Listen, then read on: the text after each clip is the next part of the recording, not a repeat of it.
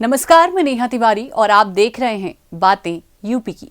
आइए शुरुआत करते हैं अपने खास कार्यक्रम यूपी दिस वीक की, लेकिन उससे पहले नजरें इस हफ्ते की सुर्खियों पर। चित्रकूट के 1500 साल पुराने किले का क्या है रहस्य, जानिए हमारे इस वीडियो में।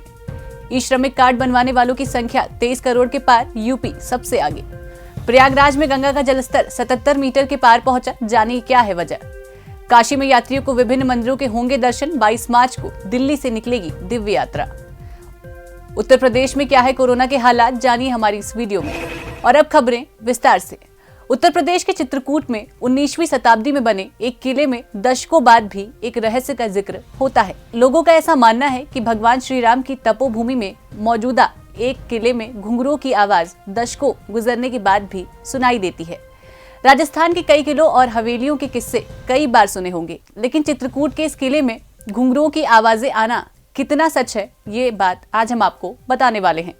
ऐसा मिथ है कि इस किले में घुंघरूओं की आवाज के साथ कोई हमेशा ही रहता है, जिसके बाद कुछ एक्सपर्ट्स की टीम ने इस रहस्य से पर्दा उठाया है। कुछ आवाजें कैमरे में कैद जरूर हुई, लेकिन इस बात की पुष्टि नहीं की जा सकी कि ये आवाजें घुंघरूओं की ही हैं।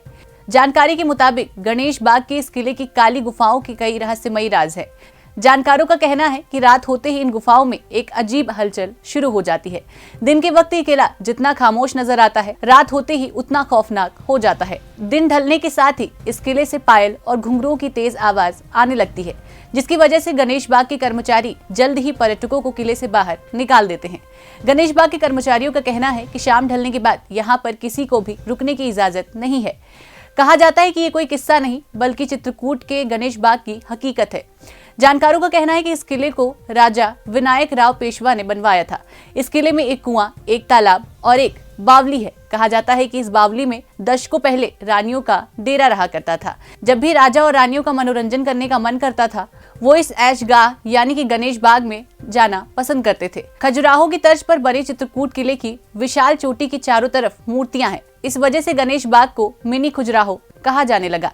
अंधेरी रात में जब कोई भी व्यक्ति सन्नाटे में पायलों की छन छन सुनता है, तो वो पल भर के लिए सहम जाता है। गणेश बाग के इस किले को खजुराहो शैली के हिसाब से बनाया गया है। 1500 साल बीत जाने के बाद भी दिन ढलते ही नर्तकियों के कदम यहाँ उसी तरह थिरकने लगते हैं।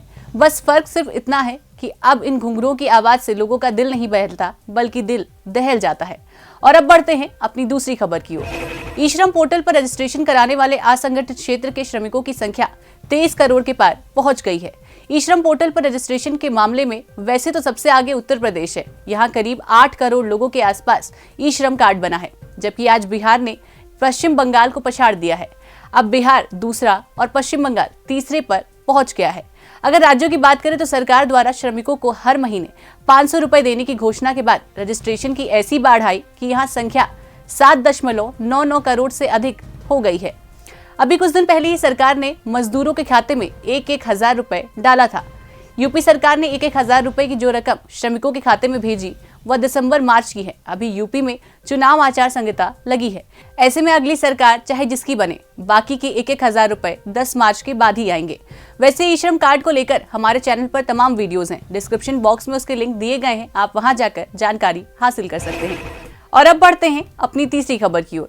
प्रयागराज माघ मेला यानी संगम तीरे जप तप करने की तंबुओं की नगरी। माघ मेला शुरू हो चुका है और 2 प्रमुख स्नान पर्व भी बीत चुके हैं। मकर संक्रांति और पौष पूर्णिमा का स्नान श्रद्धालु कर चुके हैं। पौष पूर्णिमा से ही 1 माह का कल्पवास भी शुरू हो चुका है। वहीं दूसरी तरफ गंगा नदी की हलचल से श्रद्धालुओं की परेशानी बढ़ गई है। पिछले कुछ दिनों में गंगा का जलस्तर बढ़ने से कल्पवासी शिविरों में पानी घुसने लगा है। हालांकि अभी लोगों को कुछ दिन और परेशानी झेलनी पड़ेगी। गंगा का जलस्तर पिछले 1 सप्ताह से 77 मीटर के पार है। कटान तेज होने के साथ ही शिविरों में भी पानी भर रहा है। पानी भरने से कल्पवासी भजन कीर्तन के बजाय अपना सामान सुरक्षित स्थानों पर पहुंचाने के लिए परेशान हो रहे हैं। सिंचाई विभाग के अधिकारियों की माने तो 4 दिनों तक गंगा का जलस्तर इसी तरह बढ़ता रहेगा। पिछले सप्ताह लगातार हुई बारिश के कारण जलस्तर तो बढ़ ही रहा है। कानपुर बैराज से 20,000 क्यूसेक पानी छोड़ा जा रहा है। ये पानी अब संगम क्षेत्र में पहुंच गया है। जानकारों की माने तो माघ मेला के दौरान प्रमुख स्नान पर्व पर जलस्तर 73 से 74 मीटर के आसपास रहता था। हालांकि इस बार शुरू से ही 75 मीटर के पार जलस्तर लगातार बना हुआ है। पिछले 3 दिनों से तो जलस्तर 77 मीटर के पार पहुंच गया है। ये जलस्तर 78 मीटर के पार पहुंचने की बात सिंचाई विभाग की ओर से कही जा रही है। और अब बढ़ते हैं अपनी चौथी खबर की ओर। रामायण यात्रा की सफलता के बाद IRCTC ने काशी की भव्यता दिव्यता को यात्रियों तक पहुंचाने के लिए दिव्य काशी यात्रा पर मंथन शुभारंभ करने जा रहा है। इसके लिए पहली गाड़ी दिल्ली से 22 मार्च से संचालित होगी। इसके लिए ऑनलाइन और रेलवे की वेबसाइट से बुकिंग की जा सकती है। विश्वनाथ कॉरिडोर की दिव्यता और भव्यता से रूबरू कराने की पहल IRCTC लखनऊ के मुख्य क्षेत्रीय प्रबंधक अजीत सिन्हा ने बताया कि अद्भुत अलौकिक मुक्तिदायिनी शिव की नगरी हिंदू तीर्थ यात्रियों को हमेशा से आकर्षित करती रही है। ऐसे में जब विश्वनाथ कॉरिडोर पूरी दुनिया के लिए आकर्षण का केंद्र बनता जा रहा है तो लोगों को इससे रूबरू कराने के लिए पहल की गई है। उन्होंने बताया कि इसके लिए स्पेशल ट्रेन चलाई गई है। 156 सीट वाली ये ट्रेन 22 मार्च को दिल्ली से काशी के लिए चलेगी। 4 रात व 5 दिन के तहत काशी में यात्रियों को विभिन्न मंदिरों का दर्शन कराया जाएगा। ट्रेन में AC कंफर्ट कैटेगरी के लिए प्रति व्यक्ति 29,950 रुपए, सेकेंड AC कंफर्ट कैटेगरी के लिए 24,500 रुपए प्रति व्यक्ति देय होगा।